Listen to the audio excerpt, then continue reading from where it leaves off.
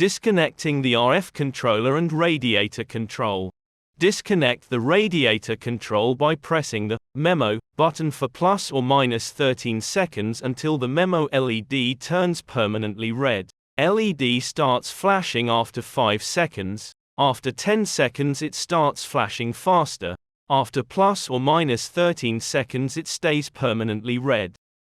Place the RF controller in freezing mode by operating the Memo button on the RF controller. Press the Memo and key simultaneously for at least 5 seconds. De-energize the radiator by unplugging it from the main supply. Return power to the radiator after about 15 seconds by plugging the power plug back into the socket.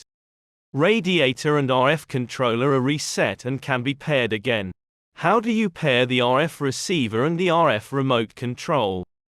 You can pair up to 5 RF receivers with one RF remote control, which then all work in the same functionality. Proceed as follows, and do so per RF receiver. First, you will put the RF receiver into pairing mode by pressing the Memo button for 5 seconds. The Memo LED will flash red.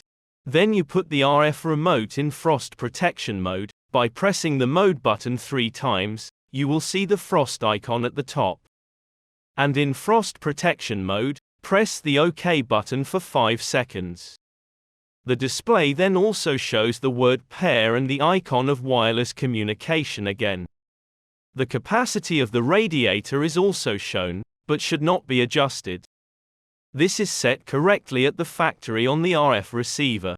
If the coupling is successful, the display will show the wireless communication icon.